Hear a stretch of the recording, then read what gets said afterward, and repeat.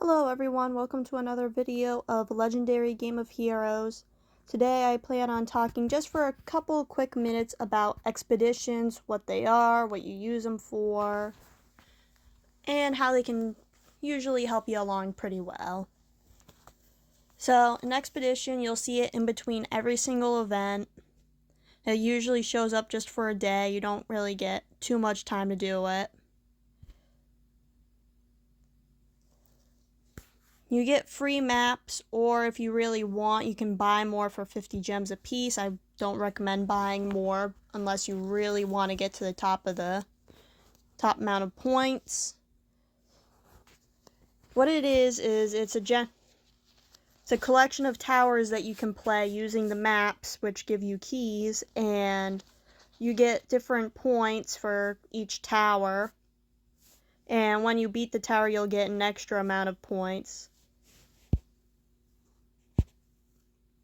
And as you hit certain milestones, tiny little speech thing there, when you hit different milestones of points, you actually unlock different things. Now we're going into a commander event, so you'll notice that I unlocked gold missions, so I can start at gold if I want to, silver, if I keep going, which I probably will. I can unlock even ruby and diamond mission unlocks, as well as having a lot of keys to start off with. This is very good to do, especially if you plan on getting the event deck.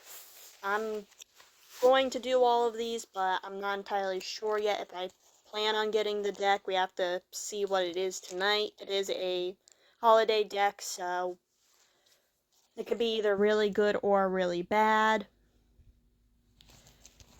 Now, the towers are set up into 3 difficulties: easy, medium, and hard.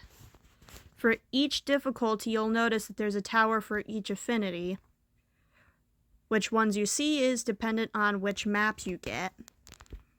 So, like, I have easy mystical, that's your light tower. I have it because I actually got 2 maps for it. I never got the easy fire tower, also known as brazen tower, so that will not show up on my screen. So on and so forth for each of these.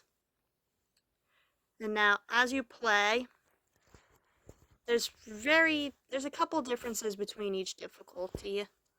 Mainly, I can't zoom in game. Each difficulty has a different amount of floors that you'll go through. Easy, you'll see that you'll have 5 floors that you have to beat. Medium, you have 8. And hard, you actually have 10. The boss difficulties will go up for each difficulty that you go on, so easy is obviously going to be the easiest ones to kill, medium's going to be harder than easy, and hard is going to be harder than medium. The way that these work is, as you progress, you'll see different floors. I don't really care about which ally I have, so we'll just go with that. And as you fight, you'll be going through 3 waves for each fight. And it will be 1 singular card with high health and high attack. Now, to beat the floor that you are on, you need to kill all 3 of these guys within 20 turns. Because this team is actually a semi-decent team and it's an easy tower, I can do this probably without activating anything. So we'll just rush on through.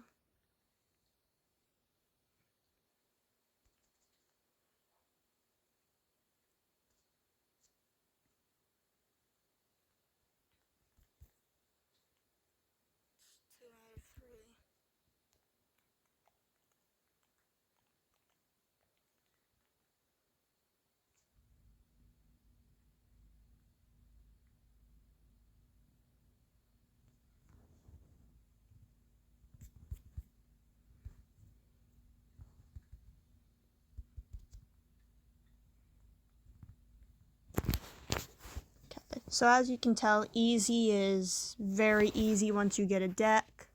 Usually once you get a good attack deck set up, you can beat pretty much any of the towers.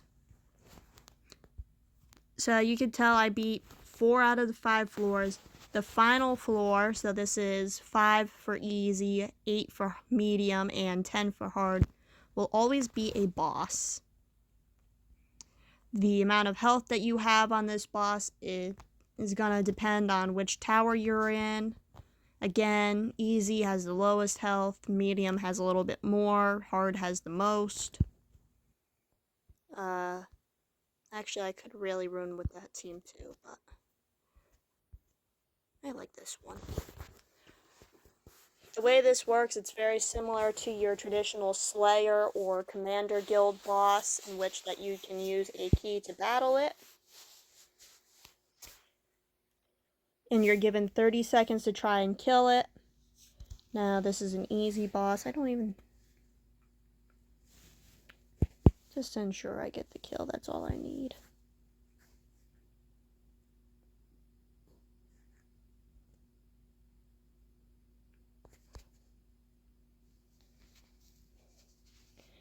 Hmm. 200 points for easy. That's the bonus that you get basically for defeating the tower, because the boss is the final part of the tower. 200 points is actually pretty decent. It was enough to actually give me the next reward.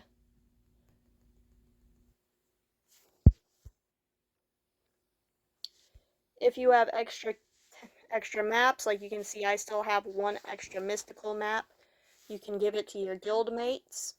You can generally ask in your guild chat, hey, does anyone need maps? I have X, Y, and Z.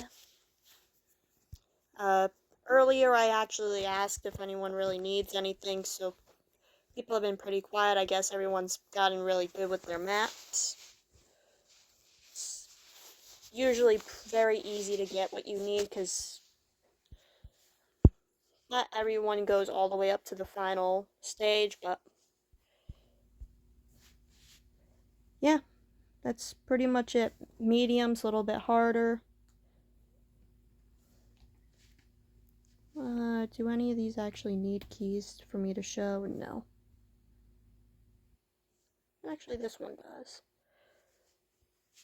So you'll notice this water one, I actually have 1 map I have no keys, so to activate the tower, or if you need more keys, which you definitely will for medium or hard, you can trade a map in for 5 keys just by clicking on it. It'll give you this little icon with a good luck, and then you get the message of enter tower. It's a little fun way to pass the couple days that you have to wait in between events, and it definitely can mean the difference between ending up in a very bad spot in the leaderboard and having a very nice head start. Especially if you are a free-to-play player or a low-spending player, you don't want to keep buying the head starts in the store, because they can add up after a while and they're not that great. But that's that. I will be making a video later tonight when we get to the new team. It'll be a live reaction view because it will be a holiday team, not something that we see often. I'm still kind of debating on if I want to spend it. We'll spend my gems on it. We'll see. But until then, I'll see y'all in a few hours, and I hope you have a fun expedition.